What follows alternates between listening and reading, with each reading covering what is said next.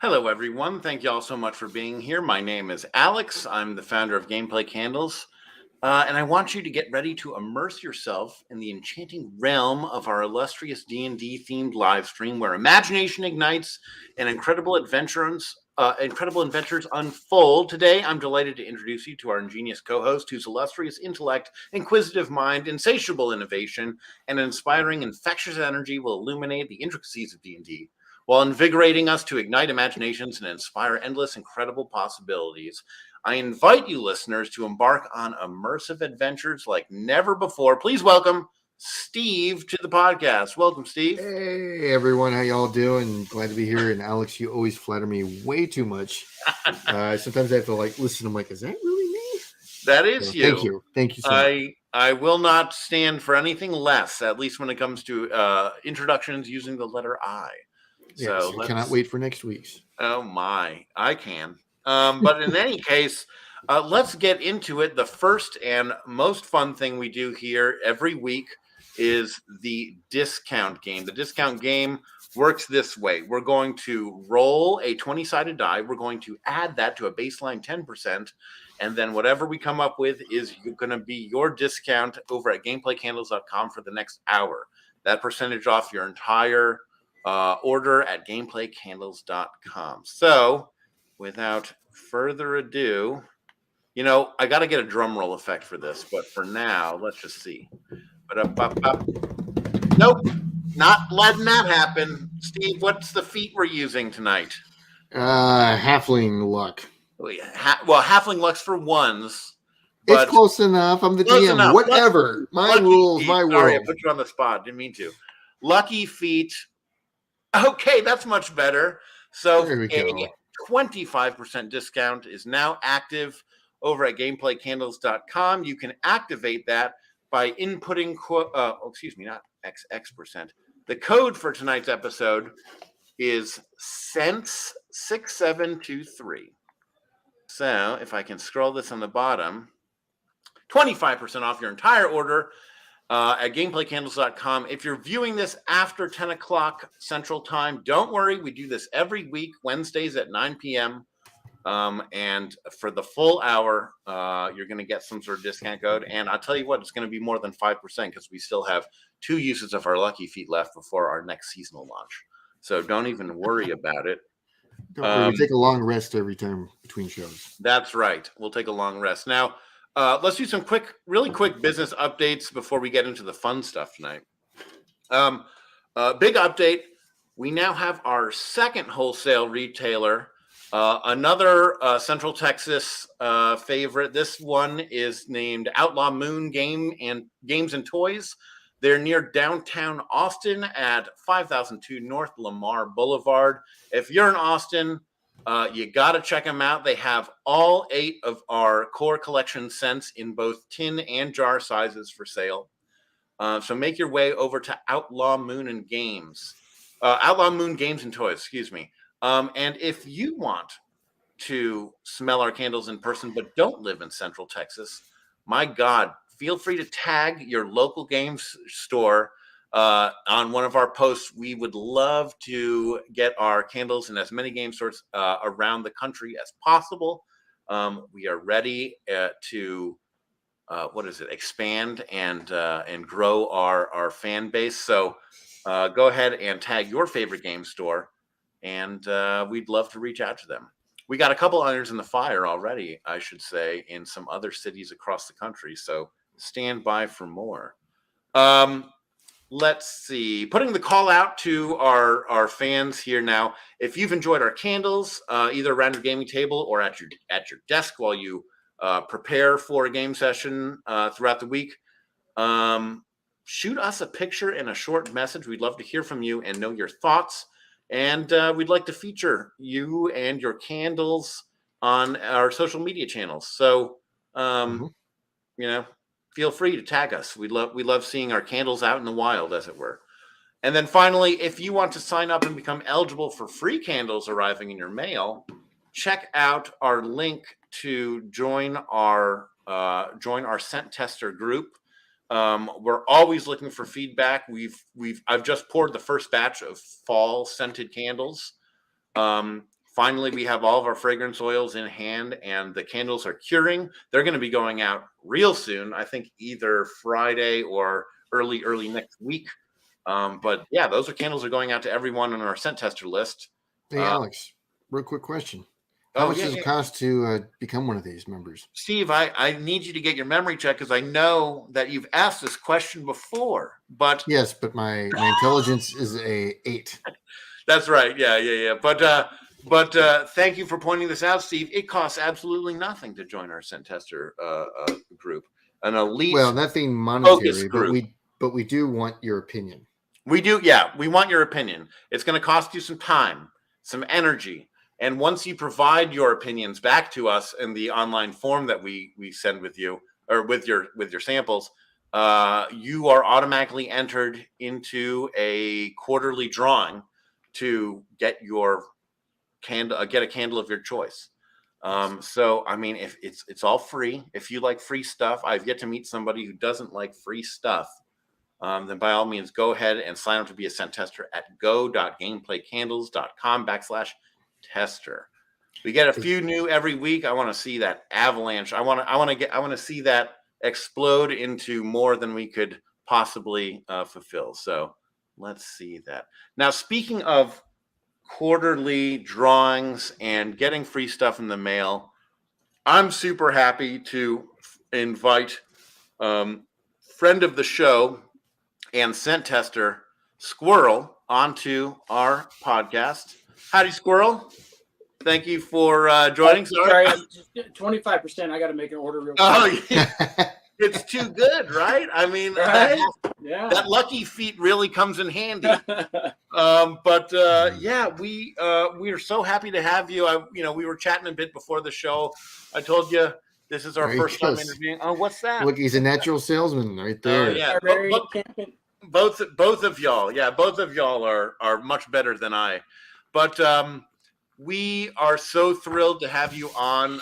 We've had some correspondence just in making sure your candles got to the right spot, and of course, getting your candle that you won in the drawing to you. And so, I'm really happy to hear. We were talking before the show. Happy to hear that you're a fan of the Barbarian Encampment. That is one of our newest candles to come out, and so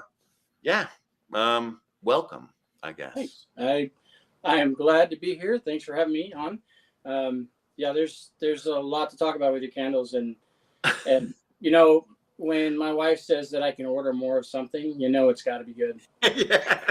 Yeah, got to get Commander's your CO's permission. That's right. To spend those credits, but I must be doing something right, I guess. If your wife is also a fan. Yep. So let's see. Well, let's get in. Let's talk a bit. Like, why don't we start off with just how long have you been playing D&D? The quick version is I started when I was 10. With the original Red Box, played through high school. Buddy that started playing D&D with, he moved away, so had another friend that introduced me to Marvel superheroes. Mm-hmm. Went into GURPS, played Robotech on GURPS. I mean, did all kinds of fun stuff. Nice. Yeah. Once I got out of high school, I had to start adulting. And Yeah. games kind of took the backside for a while, and then just a few years ago, I was like, you know what? I want to get back into it. And I did, and I haven't looked back. I've gone full bore into the hobby. My wife's happy because I collect hobbies for a living. So now that it's just like one main hobby, happy, Yeah. I think, Steve, your wife has similar compliments about your D&D hobby, right? Yeah, see, for me, it was, I'm just going to D&D, but then that translated to, but you know what? I'm going to start drawing maps, and then all of a sudden the art part, or like, hey, I need to make clues, so calligraphy all of a sudden started. Yeah. 3D print, I haven't got that. Yeah, Squirrel, we're going to talk about that. But it's one hobby that ends up just expanding. But I do love that it's like so much creativity to the whole thing. So whatever the hobbies are, that is a huge thing. The whole idea of role-playing games is to use your imagination. And that doesn't mean just in theater of the mind. It means that you get to use your imagination creating anything and everything. I've got goblin fortresses that I've made out of coffee stirs and popsicle sticks. You know, Oh, I mean, yeah. whatever you want to do, just throw some paint on it. It doesn't have to look great. It just has to be on the table. You know. Yeah. You know, I think that one of the main benefits that no one really talks about is that creative side and having some sort of creative outlet. Because I'll tell you, without D&D, I had no creative outlet.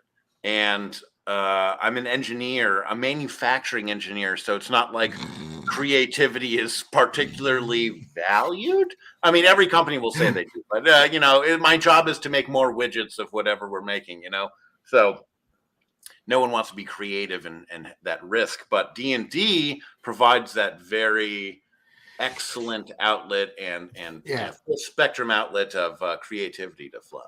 You get to produce your own movie. Yeah, that's how I look at it. Like, no, you get to produce your own epic story. Oh, that's even better. Yeah. I mean, it's this whole, it's the MCU. It's not just one movie. It's just this whole giant world. Right. So much fun. Yeah. So, Squirrel, you pointed to that yellow box in the background. What's that all about?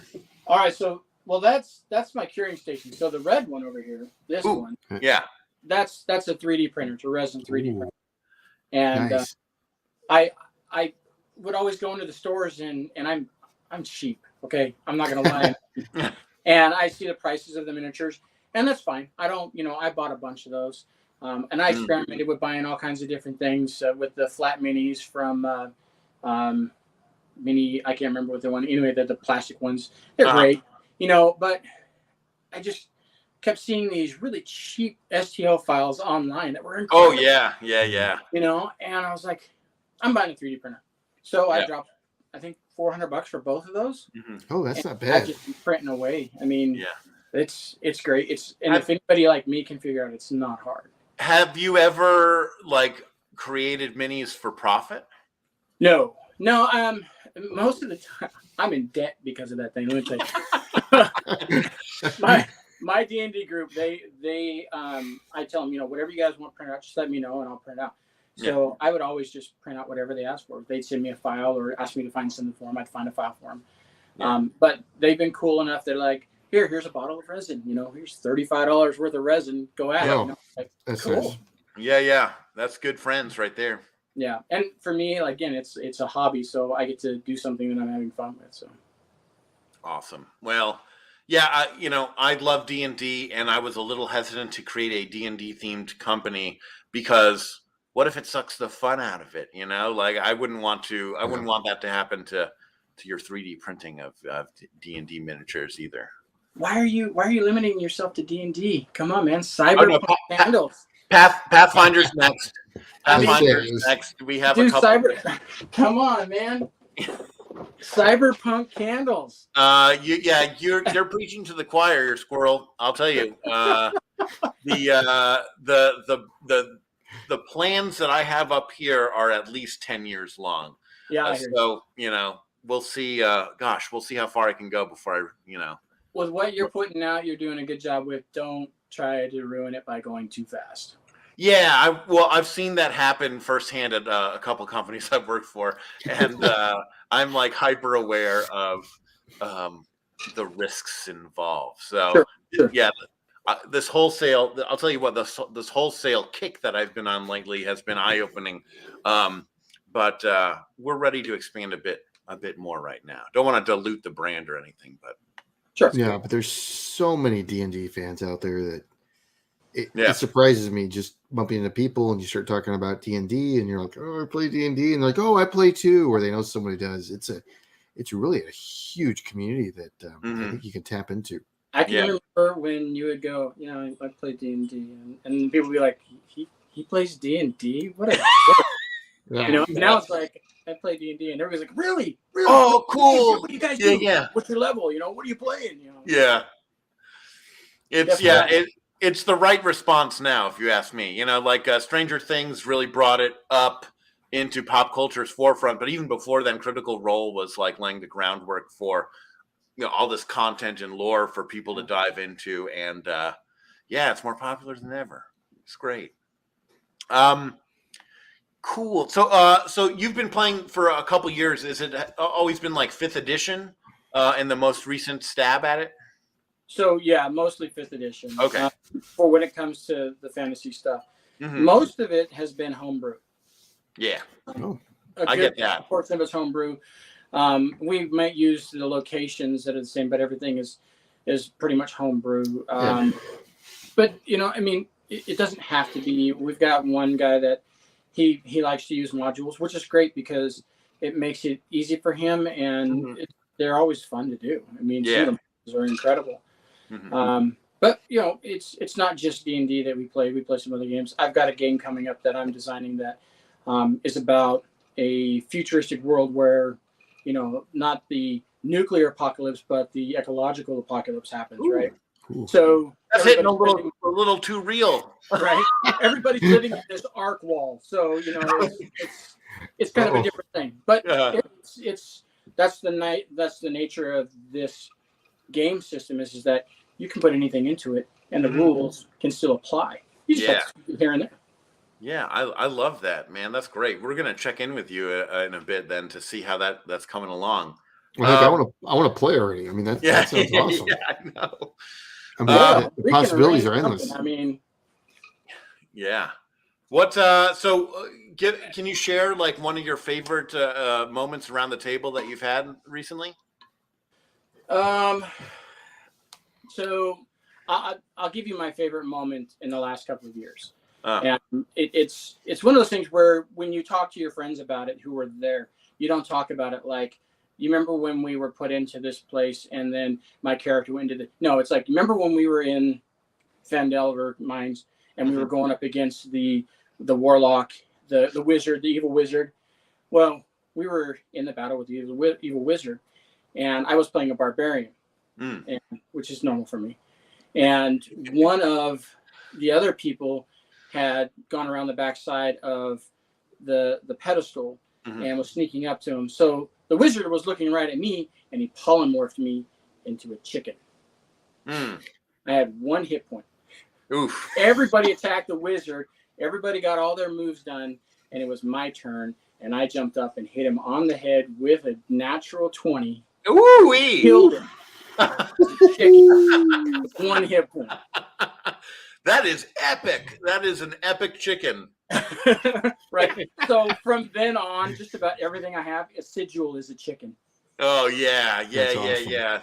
Lean into it. I mean, it's a natural symbology right there. Right. That's awesome. Man. So, well, maybe you've already answered this, but you got a favorite class or subclass? It's tough. We were talking about this earlier, and I was telling you the 3 main, but I have a goblin barbarian that I've been playing for a while. And his name is Simon. So everybody calls him Simon. Yeah. And he's just a cocky little goblin, but he's tough, and he knows how to fight. Probably my favorite, but I have a halfling rogue now that is steadily creeping up. That's just a lot of fun. What's your rogue subclass? Just rogue. I am a scout. Oh, okay. All right. Yeah, scout. Because I played a rogue mastermind, and their whole shtick is like using the help action as a bonus action, and seriously buffing whatever damage dealers in the party. Super fun class to play, especially outside of combat. But c'est la vie. Yeah, I'll tell you, a sneak attack is just an amazing bomb when it comes to being a rogue and a scout. It's just so sweet. I'm at 4 dice right now, 5d6. It's incredible. Oh man. Hey, do you have any so I was just thinking at our table when we hit a crit, either a critical success or failure on an attack, we bust out a D100 table and roll a D100. Do you have any special house rules that are like regulars at your table? Well, I mean, everybody's got house rules. Our house rules, I mean, we've gone away from spell slots. We use mana. Oh, wow. That's quite the change. And it was a little bit interesting at first, but we kind of rolled really into enjoying the fact that a spellcaster is no longer useless once their slots are gone. But if they run out of mana, they can get more mana back, but they start to take on conditions like exhaustion and so on. So it adds up quickly. So you can't just keep throwing stuff out there. Right. It's like a mana potions. You have a limit. Yeah. But you're not completely useless. Yeah, that's yeah, I gotta explore that because as the game stands as written, it's like a hard limit. But I like that idea of mana and like having exhaustion come into play and stuff, because exhaustion can be brutal if you get enough levels in there, and like especially I think like a long rest only gets rid of half of the levels that you have. Right. Yeah. And so like it's crippling for a while, but it's no longer a hard limit. They're not useless, like you said. So yeah, we should. People are more apt to play a Magic user now because we use the mana system. Yeah. It just takes a little bit of getting used to. It's just a different way to look at it. And there's lots of places. We found like 5 or 6 different tables on there. When I'm the DM or GM, however you want to look at it, when I play, everything that I do when it comes to like the treasure and what you get at the end or looting is all on a random table. I open my book and I roll for the random. Oh wow. Okay. I don't choose anything that they get ahead of time. Everything is random, and they've gotten and in real time, like at the table, you'll roll the dice and they'll oh wow. Yeah, that's exciting. Yeah. Yeah, let the dice gods decide. Sometimes you got to. Yeah. Oh, hi Ashley. Glad you could join. I know it's late where you're at, but glad to see you. Ashley, we have a 25% off discount going live now. Use code SENSE6723 at checkout. Just in case you want them. But yeah, let's see. I think, Steve, what house rules do we mentioned the critical ones. The only other one that comes to my mind is potion drinking. Chugging a potion yourself is still an action, but you can run over to a downed ally and shove a potion in their mouth as a bonus action. I think it's how we're ruling it. Yeah. Does everybody get that bonus action if it's just that? If it's just that, that's a bonus action. Giving an ally a potion. Not bad. I like that. Yeah. I think it's because Steve and I are brutal enough already. And I think, Steve, on Monday on our last session, you actually mentioned it's your goal to kill one of us before the end of your campaign, which we're coming down to it because we have one session left before Steve's campaign wraps up. And all of y'all are just beat the hell up. I think most of your HP is pretty damn low at this point. Yeah, Steve's been running us through a marathon instead of a sprint on this last leg of the mission. So I think we're about to enter our third session. That's all in the same like string of encounters. Yeah, there's been no long rest. Yeah, my artificer. If there's no consequence and there's nothing that you are going to lose, what's the point? Yeah. If death isn't a factor, then you're playing a video game. Yeah. I've lost a couple of characters and some characters I really liked, but death happens. It's part of it. But you know what? When you have 10 hit points left and you're going up against a big baddie, right? Yep. And then your team comes together and at the last second pulls it off. There is no greater feeling than that. That's right. Really isn't. It's just exhilarating. The best sessions are when you're one roll away from burning a character sheet in the parking lot. Our last session, the most intense, best sessions that I've had. Our last session, we almost had a character bite it, and then another character like just said, "Hey, I'm gonna throw a rope," because they were about to fall 50 feet, and I think Guy had 1 or 2 hit points left. Yeah, it would have been donezo for Guy. Yeah, and then he rolled throw an athletic check, and he got a 19. I thought it was a nat 20. Oh, did you get that? No, you're right. He got a nat 20. I'm like, yeah. Well, you basically saved your buddy. Yeah, and it was amazing because I thought honestly, I was like, the character's gonna really die, and don't be afraid of that, Steve. There are consequences for our actions. Well, I've had a couple one shots where I killed someone when they roll a crit one. Yeah. Oh, Ashley. being a halfling, it's real nice that you don't have those ones. Yeah, that's right. What is it that Mucho is it Mucho that has the because he's halfling. Yeah, the halfling. Okay, it is because he's a halfling line. Yeah. Okay. Ashley, you're still working? My God, it is 9:30 almost. Jeez Louise. Hey, and Ashley, if you make your way over to Lark and Owl in Georgetown, they carry our candles. So you don't have to pay that shipping cost. You can buy it in person for free. Well, not for free. No shipping, I should say. Anywho. I just wanted to make sure to plug that. Yeah, actually, I need to reach out to Ashley. I need some more dice. Yeah. Wait, Yeah, we gotta we gotta feature Ashley. What is the name of her company again? No discount. Well, thanks. Yeah. You can't have everything. I had her card around here somewhere. Think about the no discount being that your discount is no shipping. There it is. That's Basham true. Clan. Basham Well, Clan. Yeah. We're gonna feature Basham Clan one of these episodes. We met her at ChupacabraCon. Yeah, our local gaming convention here in Central Texas. I got like a giant D20, so I'm a dice goblin, so I need to buy some more. Mm-hmm. I won't show you the box over there. Yeah, well, man, I imagine if you've been playing on and off since age 10, you've probably accrued a fair amount of materials for your games there. Would you say? No, just in the last couple of years. Oh God, just okay. Everything I've got has been in the last few years. I wish I had some of the stuff when I was a kid. Man, my red box would have been great to have. Some of those. Oh yeah. Yeah. Dang. Well, what's all this I hear about a D&D cruise that you went on, Squirrel? What's that all about? The D20 cruise, man. Yeah. So this group put together a D20 cruise that is centered around gaming, TTRPGs. Mostly what everybody was playing was 5e, Dungeons and Dragons. There was a couple of other games that were played. But you get buy into or you get a ticket to go on this cruise, and they give you a DM. I got an amazing DM, J Africa.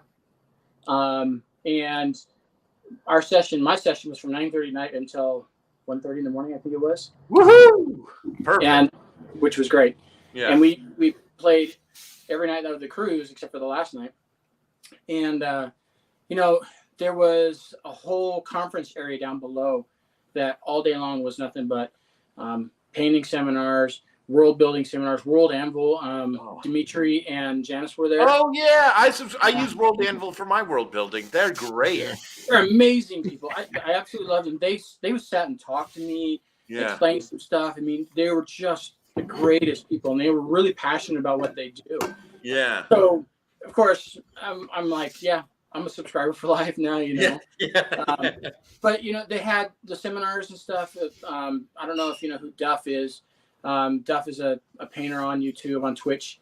He was there giving instructions on how to paint. They have tons of games, board games and other RPG games, prizes. I mean, it was great. I had a blast. My wife didn't see me for most of the time. Yeah. I showed up late to dinner almost every night. Yeah. Including the really nice dinner, and that was a bad night.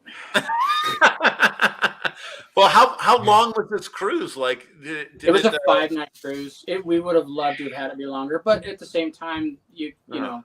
Yeah. But the real world beckons when you pull back into port. Right. Yeah. And it was a blast. And we already signed up to do it next year. Already got our boat plans, our tickets. We're ready to go. Where's it depart from? So next year it's leaving out of Orlando, Port Canaveral. Oh yeah, Pecan. I've been there in my Navy days. We pulled in there, and that's a great time. Wow. Okay. Well, you've twisted my arm, Squirrel. Yeah, we've got to start talking offline about this. Like, when's the date, the price, the cost, how do I get tickets? Because that sounds amazing. Yeah. I can't tell you how much fun we had. Like I said, our DM was incredible. And it's so much fun that you can go to this place filled with nothing but people like us that are there to have a good time. And everybody was talking about their systems and their house rules and blah blah blah. Yeah, It was amazing. The community is what stuck out to me at the gaming convention that Steve and I attended. Like everyone there is just a friend you haven't met yet.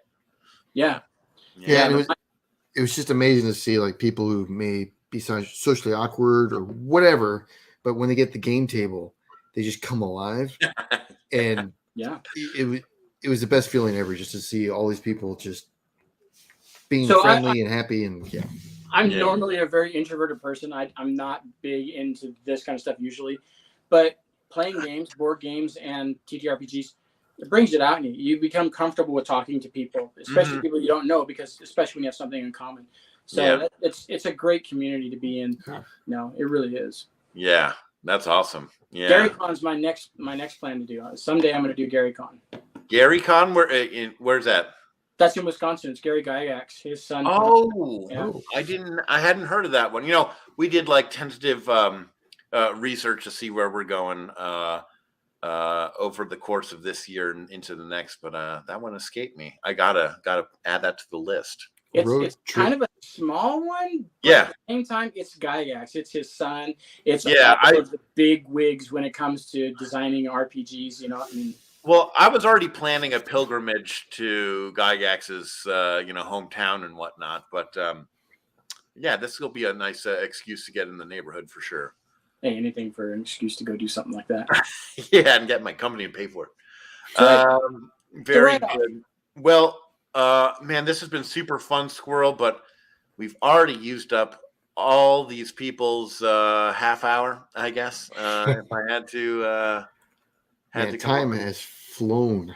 Yeah, I mean, this was super fun. You know, we hadn't interviewed anyone before, but man, you are an interesting character, and we should work on trying to get like a 1 hour one shot in once in a while, maybe once a month.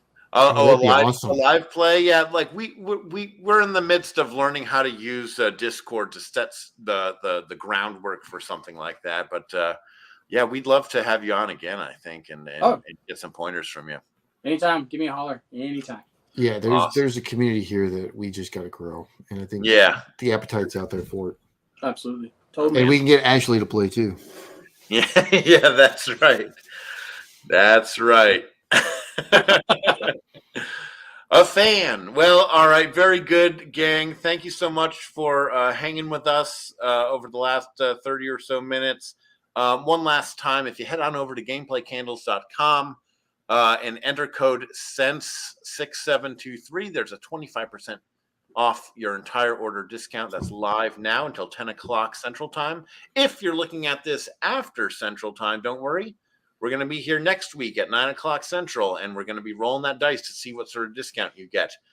Make sure to like and subscribe, and we will catch you all on the flip side. But that's all I got. Good night, everyone.